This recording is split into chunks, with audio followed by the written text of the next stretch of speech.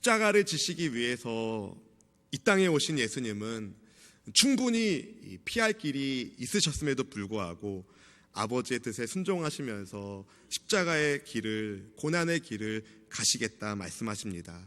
그래서 주님은 칼을 빼들었던 베드로에게 칼을 칼집에 넣으라고 말씀하시면서 아버지가 주시는 잔을 내가 왜 마시지 않겠느냐 말씀하시며 그 십자가의 고난의 잔을 마십니다.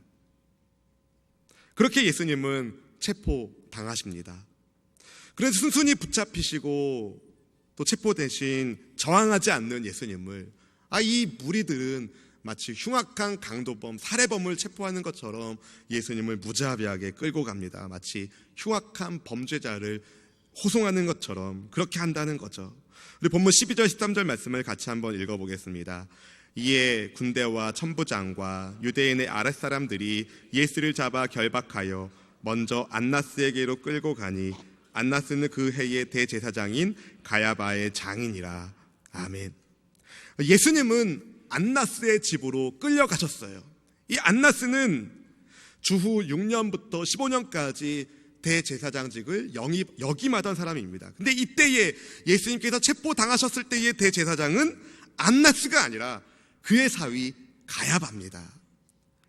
그러니까 안나스는 예수님을 개인적으로 신문할 권리가 있습니까? 없습니까? 없어요. 불법적인 신문을 예수님이 받으시는 겁니다. 원래 이스라엘 유대법에 따르면 대제사장직은 임기가 따로 없어요. 근데 당시에 이스라엘을 다스리는 나라가 무슨 나라입니까? 로마거든요. 로마는 자기들이 원하는 인물을 대제사장직에 세우고 싶었어요. 어떤 사람을 세우고 싶었는가? 돈 많이 내는 사람. 대제사장을 획득하기 위해서 돈 많이 내는 사람을 세우고 싶었다는 거죠. 그것으로 자기 배를 채우고 싶어 했다는 겁니다. 그래서 AD 15년에 빌라도 총독 이전에 총독이었던 발레리우스 그라투스가 이 대제사장이었던 안나스를 물러나게 하죠.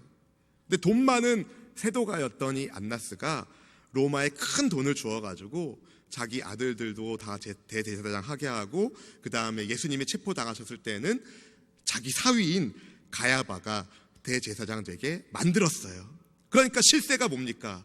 실세가 안나스인 거예요. 근데 이 안나스는 하나님의 말씀을 맡은 종교 지도자가 되어야 함에도 불구하고 권력에 야합하는 모습을 보여줍니다. 전형적인 사꾼 목자의 모습을 보여주는 거예요. 그의 사위 가야바도 별로 다르지 않았습니다. 당대 대제사장이었던 가야바, 어떤 사람이라고 성경이 소개합니까? 우리 본문 14절 말씀을 같이 한번 읽어보겠습니다. 14절입니다. 가야바는 유대인들에게 한 사람이 백성을 위하여 죽는 것이 유익하다고 권고하던 자러라. 아마 여러분은 죽은 나사로가 살아난 이야기를 기억하실 겁니다.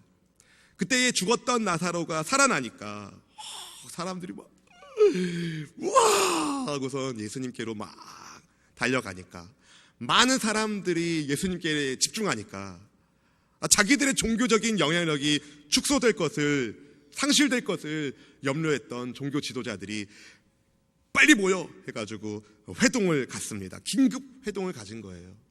당시에 이스라엘 사람들은 어떤 메시아상을 그리고 있었냐면은 독립투사와처럼 독립투사 같은 메시아를 생각했어요. 그래서 로마를 뒤집어버리고 이스라엘을 해방시켜줄 그런 메시아를 꿈꿨다는 거죠. 그렇게 되면 로마에 빌붙었던 자기들은 어떻게 됩니까? 찬밥되는 거예요. 찬밥. 그러니까 그런 일이 일어나면 안 되는 거죠. 그래서 가야바가 말했어요. 한 사람을 죽여서 온 민족이 안전하게 만들자. 요한복음 11장 50절 말씀을 같이 한번 읽어보겠습니다. 한 사람이 백성을 위하여 죽어서 온 민족이 망하지 않게 되는 것이 너희에게 유익한 줄을 생각하지 아니하는도다 하였으니. 이 말을 한 사람이 가야바입니다. 가야바.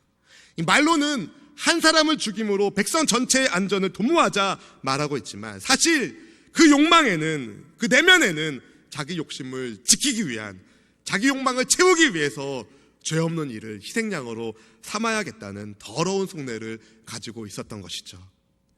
그런데 생각해보면 한 사람이 죽음으로 온 민족이 망하지 않게 되는 것이 하나님의 뜻이 맞습니다. 예수님은 이러한 하나님의 뜻에 순종하신 분이셨죠. 그래서 주님은 요한복음 12장 24절에서 이렇게 말씀하셨어요. 같이 한번 읽어보겠습니다. 내가 진실로 진실로 너희에게 이르노니 한 알의 밀이 땅에 떨어져 죽지 아니하면 한 알 그대로 있고 죽으면 많은 열매를 맺느니라. 아멘. 이 겉으로 봤을 때는 똑같아요. 예수님이나 가야바나 한 사람의 죽음으로 많은 사람을 살리자, 똑같은 이야기를 하는 것처럼 들립니다. 그러나 그 중심의 동기가 완전히 다르죠. 180도 완전히 다릅니다. 예수님은 타인을 살리기 위해서 자신의 희생적인 죽음을 말씀하신 것이지만, 가야바와 그와 동조하는 무리들은 자기 기득권을 지키기 위해서 타인의 죽음을 희생양으로 삼고 있다는 겁니다. 다른 사람을 죽임으로 내 욕심을 채우자. 이 아이러니하게도 이 안나스나 가야바나 모두가 다 예수님의 긍휼을 구해야 할 죄인들 아닙니까? 근데 이 죄인들이 자기 권력 지키자고 죄 없는 예수님을 제거할 계획을 세우고 있는 거죠. 이게 바로 세상입니다. 세상. 한편 안나스의 집으로 끌려가신 예수님을 2명의 제자가 따라갔어요. 오늘 본문 15절 말씀을 같이 한번 읽어보겠습니다. 15절입니다. 시몬 베드로와 또 다른 제자 한 사람이 예수를 따르니 이 제자는 대제사장과 아는 사람이라 예수와 함께 대제사장의 집들에 들어가고. 시몬 베드로는 정확하게 이름이 나와 있는데 이름을 알 수 없는 또 다른 제자 한 사람이 등장합니다. 학자들 사이에 이 사람이 사도 요한이다, 아니다라는 논란의 여지가 있어요. 먼저 사도 요한일 수 없다라고 말하는 사람들은 이 제자가 당시의 실권자였던 안니스 대제사장과 아는 사이라고 이야기를 합니다. 그냥 아는 사이가 아닌 거죠. 당대 최고 권력자의 저택을 왔다 갔다 할 수 있는 사람이니까 사도 요한일 수가 없다라고 말하는 사람들이 있습니다. 일리가 있어요. 근데 이와 대해서 아니다, 사도 요한이 맞다라고 주장하는 분들도 있습니다. 요한이 제사장 가문 출신일 가능성이 높거든요. 그리고 요한의 아버지 세베대가 갈릴리 호수에서 물고기를 잡는 어부였는데 그 일꾼을 거느리고 있는 어부였어요. 그러니까 선장이 됩니다. 선장이. 그러니까 갈릴리 호수에서 유력한 어부 가문이니까 당대 예루살렘 상권을 장악하고 있는 대제사장 가문과 물고기를 거래하면서 친분이 있을 수 있지요. 그래서 사도 요한이다라고 말하는 사람도 있습니다. 어찌됐든 예수님께서 잡혀가던 그 현장에 베드로가 있고 이 또 다른 제자 한 명이 있는 것은 확실합니다. 이 또 다른 제자의 도움으로 베드로가 안니스의 뜰에 들어갈 수 있게 되었거든요. 우리 16절 말씀을 같이 한번 읽어보겠습니다. 베드로는 문 밖에 서 있는지라 대제사장을 아는 그 다른 제자가 나가서 문 지키는 여자에게 말하여 베드로를 데리고 들어오니. 어떻게 보면 베드로는 굉장히 용감하게 예수님을 따라간 거예요.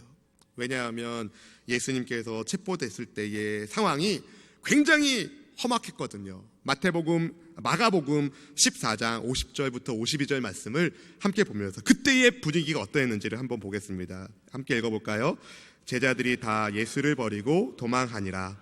한 청년이 벗은 몸에 배 혼 이불을 두르고 예수를 따라가다가 무리에게 잡힘에 배 혼 이불을 버리고 벗은 몸으로 도망하니라.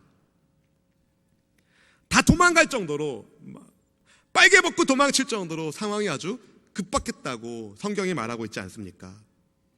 그렇다면 오늘 본문에 등장하는 이 베드로와 또 다른 제자는 잡히신 예수님을 따라갔다고 말하는데, 그러면은 모두가 다 도망갔다는 마가복음의 말씀과 쫓아간 베드로와 또 다른 제자의 말씀은 서로 좀 모순이 생기는 것은 아닙니까?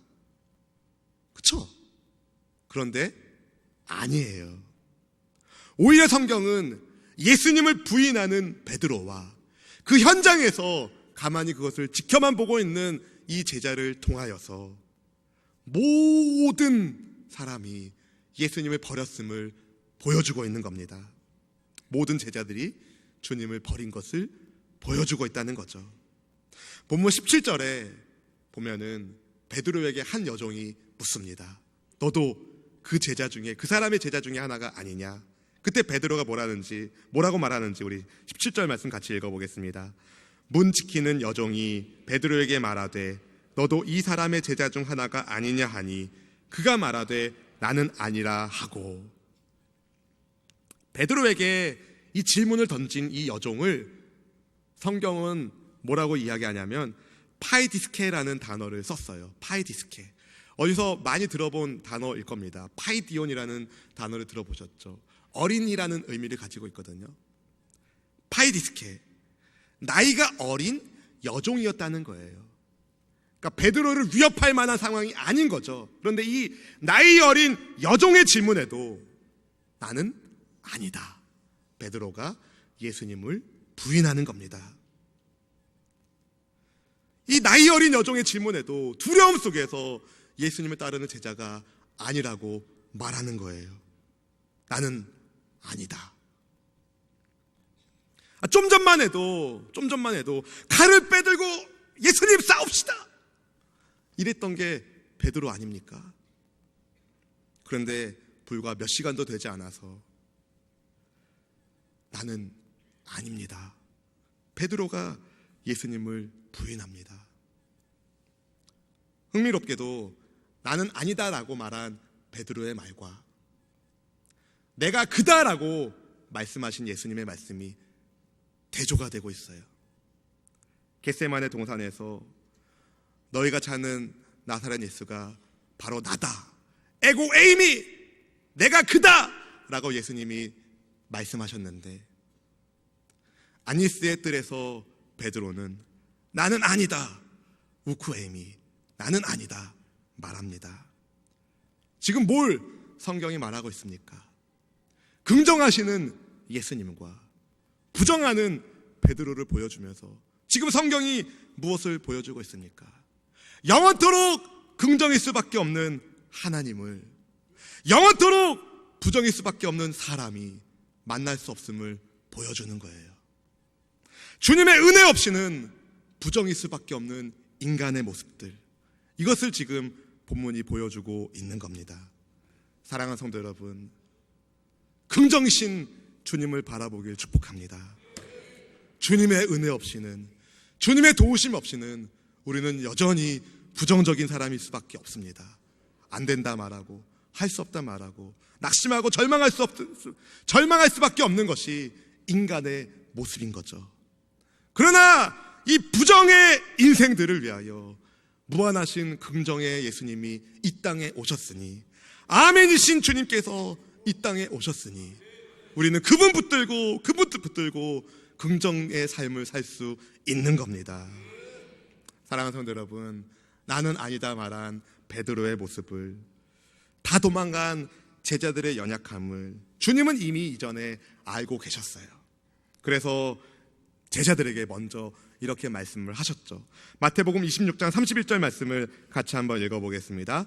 그때에 예수께서 제자들에게 이르시되 오늘 밤에 너희가 다 나를 버리리라. 기록된 바 내가 목자를 치리니 양의 떼가 흩어지리라 하였느니라. 오늘 밤에 너희가 다 나를 버릴 거다. 그때 제자들이 뭐라고 했습니까? 예수님 농담하지 말라고.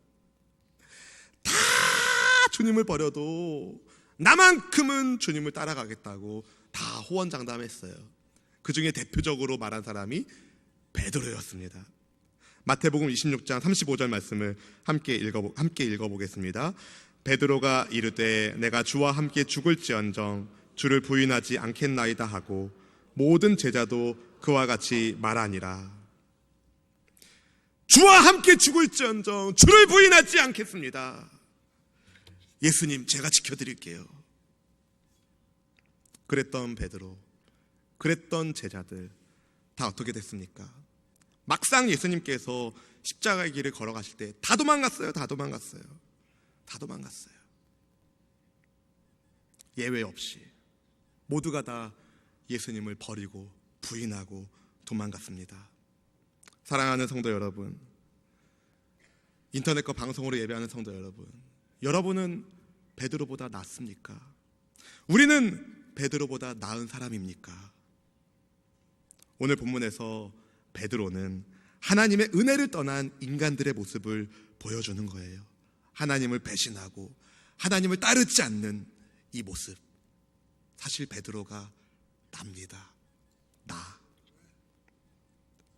예수님께서는 소위 하나님의 말씀을 맡았다고 인정받았던 대제사장들에게 버림받으셨고, 주님을 따른다고 결심하고 자부하던 제자들로부터도 버림받으셨고 배신당하셨고, 심지어 가장 믿었던 친구에게도 배신당하셨습니다.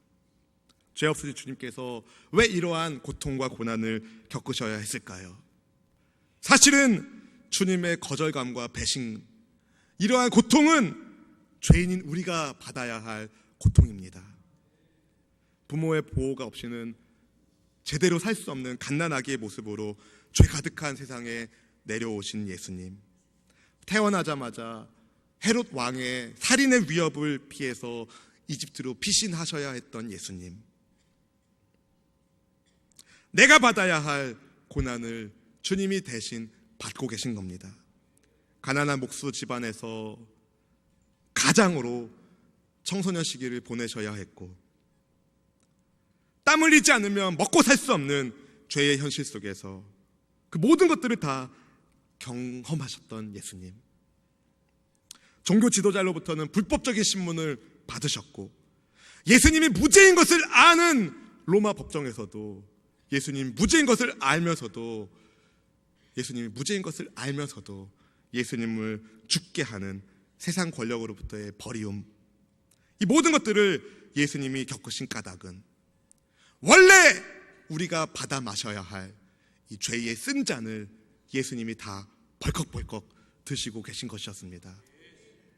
예수님께서 십자가 위에서 죽으심으로 우리의 죄 문제를 해결하신다면, 십자가만 필요했다면 예수님은 3년 동안 제자들과 같이 동거동락하시면서 말씀을 가르치실 필요도 없을 거예요. 더 빨리 십자가를 지실 수도 있으셨을 것입니다.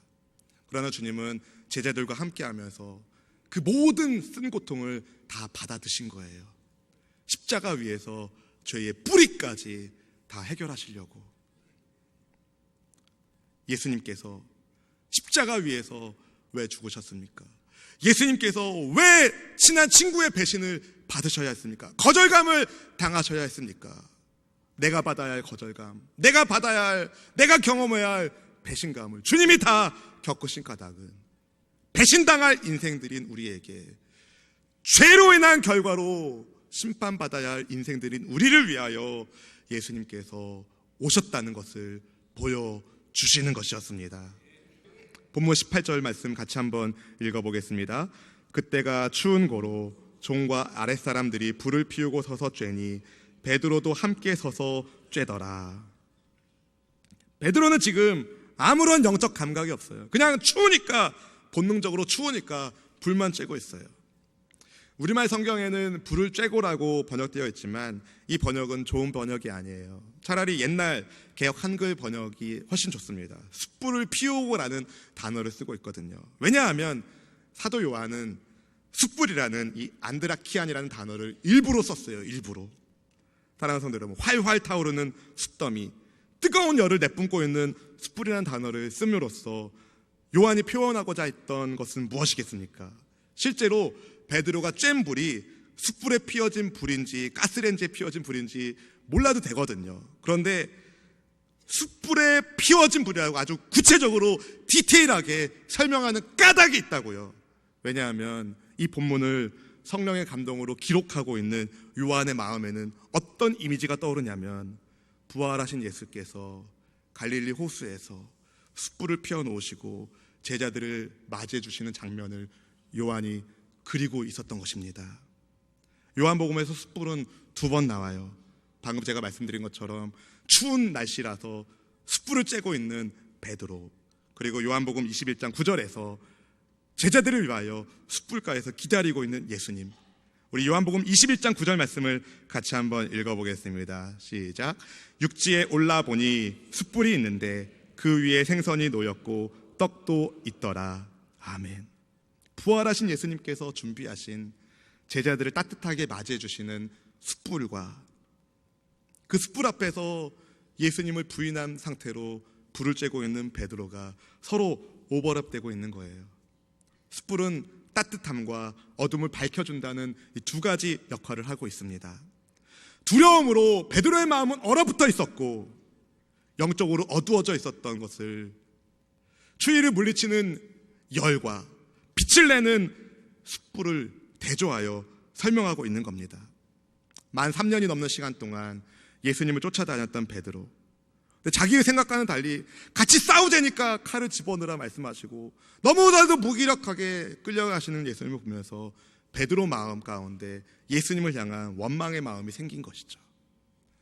한번 예수님을 끝까지 따라가면 혹시라도 안리스의 뜰에서 예수님께서 탁 하시면 막 천군 천사가 탁 임해가지고 막 예수님을 잡아간 사람들을 다 물리치시고 예수님께서 메시아로서 탁 등극하시면 얼마나 좋아.